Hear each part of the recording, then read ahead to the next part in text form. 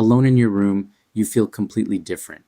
You talk to yourself in the mirror, you practice the joke, the pitch, the thing you're going to say. It sounds good, it sounds like you. Then you walk into the room full of people, and somehow, none of that comes with you. This isn't a confidence problem, it's a wiring problem, and almost nobody explains it correctly. Here's the strange part first. The version of you that exists alone is not fake. It's not some idealized fantasy self you're performing in the mirror. That version is real. The evidence for this is simple. Nobody has to coach you on how to be that person. It just happens automatically the moment nobody else is watching. So the question isn't why you're not confident.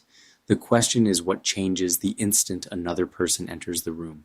Psychologist Thomas Gilovich at Cornell has spent decades studying something called the spotlight effect. His research shows that people consistently overestimate how much others notice them, not by a small margin. In one of his most cited studies, participants were asked to wear an embarrassing t-shirt into a room of strangers, then estimate how many people noticed it. Their estimates were roughly twice the actual number. The strangers, when surveyed afterward, mostly hadn't registered the shirt at all. Your brain assumes it's the main character in every room it enters. Everyone else's brain is doing the exact same thing about themselves. Nobody is watching you as closely as you're watching yourself. This matters because confidence, at its core, isn't about being watched less.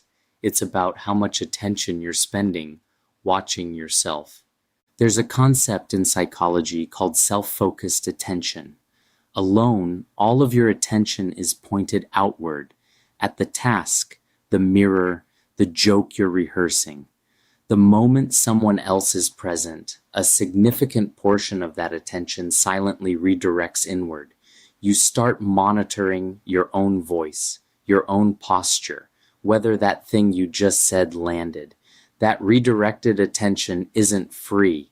It's pulled directly from the same limited resource that used to make you sound natural. This is why you can feel articulate alone and stumble over your own words in a group, not because the words disappeared, because half your processing power just got reassigned to watching yourself say them. Here's where it gets more specific. Psychologists David Clark and Adrian Wells developed an influential model of social anxiety in the 1990s that's still widely used in clinical treatment today. Their model identifies self-focused attention as the central mechanism, not a side effect. According to their research, people don't struggle socially because they lack skill. They struggle because they've shifted into an internal monitoring mode that actively interferes with the skill they already have. Think about what that means. The version of you that exists alone already has the skill. Social anxiety isn't the absence of ability. It's an attention hijack that makes existing ability inaccessible in real time. There's a second piece to this, and it explains something even stranger. Why does this happen more around certain people than others? Psychologist Mark Leary proposed something called sociometer theory. The idea is that self-esteem functions less like a fixed trait and more like a gauge, constantly and unconsciously tracking your perceived social value in a given moment. It rises and falls based on cues, real or imagined, about whether you're being accepted or evaluated. This is why a room full of close friends feels different from a room full of strangers, even though both are technically social situations. Your sociometer reads friends as low risk. It reads strangers, especially strangers who might be evaluating you, as high risk. High risk readings trigger more self-monitoring. More self-monitoring pulls more attention inward. And the version of you that felt so natural alone gets quieter, the higher the perceived stakes get. None of this means the anxiety is irrational. It means it's mechanistic. You can predict exactly when it will show up because it follows a pattern, not a mystery. So here's what actually happens step by step. You enter a room, your sociometer runs a fast, mostly unconscious risk assessment. If the risk reads high, self-focused attention activates. Attention that used to be available for speaking, listening, and reacting naturally gets redirected towards self-monitoring. The natural version of you is still in there. It's just competing for processing power against a version of you that's anxiously narrating your own performance in real time. This is also why confidence seems to fluctuate so unpredictably. It was never a fixed trait you either have or don't. It's a live resource allocation problem, happening differently in every room, with every set of people based on how safe your brain currently judges the situation to be. Once you see it this way, a few things stop being confusing. Why you can be completely relaxed with one friend and stiff with another, even though both are technically your friends. Different perceived risk levels. Why confidence seems to return the longer you know someone. The sociometer recalibrates downward as a relationship proves itself low risk over time. Why public speaking coaches often tell people to imagine the audience as friendly. It's not a gimmick.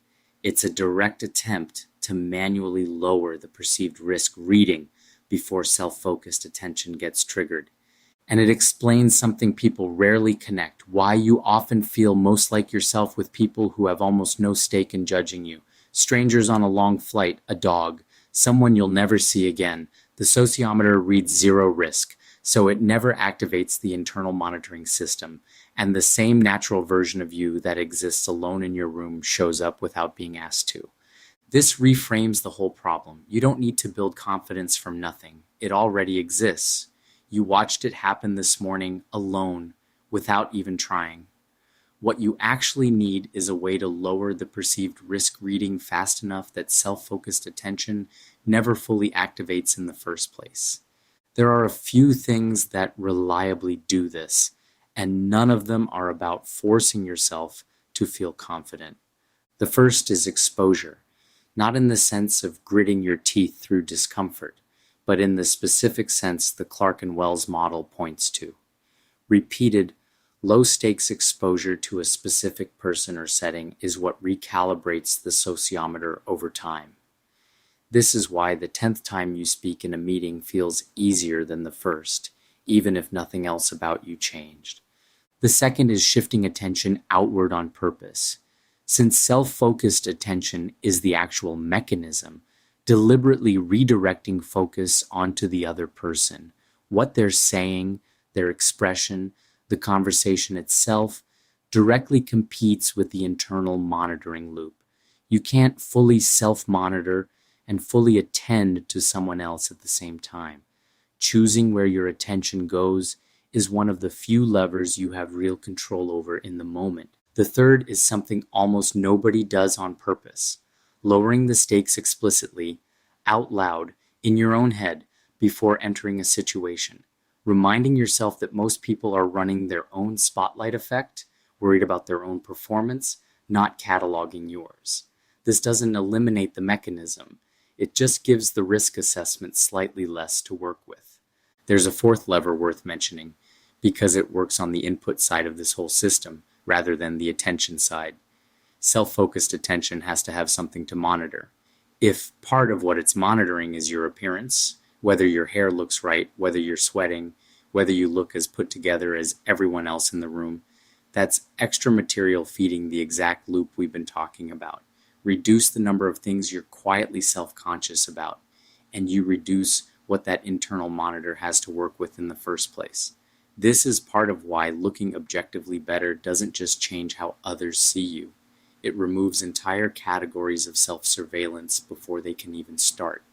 I put together a free guide that covers exactly this: the specific unglamorous habits around hair, skin, oral care, and style that quietly remove that kind of background self-consciousness. It's free, it's linked in the description, and it's built to be simple enough that you stop thinking about your appearance at all, which is the actual goal. There's a fourth factor worth naming directly, because it explains why this problem often gets worse with age instead of better, despite people technically gaining more social experience over time. The more successful you become in any visible way, the more your brain assumes there's something to protect. A promotion, a following, a reputation. All of these quietly raise the perceived stakes of every room you walk into, because now there's something the sociometer registers as at risk if the room goes badly. This is part of why some people report feeling more anxious in professional settings after achieving success, not less. The internal monitoring system isn't calibrated to your actual competence. It's calibrated to what it perceives you have to lose. This also explains a pattern many people notice but rarely articulate. Why you can feel completely natural doing something you're new at, but suddenly self-conscious the moment you're expected to be good at it. Beginners often have nothing to protect, so the sociometer stays quiet. The moment expectation enters the picture, so does perceived risk, and so does the same attention hijack. Understanding this changes how you should think about so-called naturally confident people. They are rarely running a fundamentally different internal system than you. In most cases, their sociometer simply reads lower risk across more situations, often because of accumulated low-stakes exposure, not because they possess some trait you're missing. Confidence in this framework looks less like a personality type and more like a track record of situations that didn't turn out to be threatening, recorded and referenced automatically by a part of your brain you don't consciously control. This is genuinely useful because it means confidence isn't something you either have or chase. It's something that accumulates as evidence, the same way any other prediction system updates. Every low-stakes interaction that goes fine, every conversation where nothing catastrophic happens, quietly recalibrates the baseline threat level for similar future situations. This is slow. It's also reliable, in a way that trying to force confidence in the moment never is. There's one more piece worth being honest about. Not every room is actually low stakes. Sometimes the evaluation is real, the audience genuinely is judging, and the sociometer is doing exactly its job correctly. In those cases, the goal isn't to convince yourself the risk is zero. It's to prevent the self-monitoring loop from consuming so much attention that it actively sabotages your ability to perform under a pressure that was already real to begin with. The skill isn't eliminating self-awareness. It's keeping enough of it in the background that it stops competing directly with the task in front of you. It's worth being specific about what this actually looks like in practice, because the difference between helpful self-awareness and sabotaging self-focus is smaller than it sounds. Helpful self-awareness notices, briefly, and lets go. You register that you stumbled over a word, and your attention moves back outward within a second or two. Sabotaging self-focus loops. You notice the stumble, then spend the next 30 seconds internally replaying it while the conversation moves on without you, doubling the damage a single small moment ever actually caused. The stumble itself rarely costs you anything. The extended internal review of the stumble is what pulls you out of the room. This is also why people who seem effortlessly social often describe themselves as not thinking about it much at all. It isn't false modesty. Their attention genuinely isn't being redirected inward the way it is for someone whose sociometer is reading higher risk.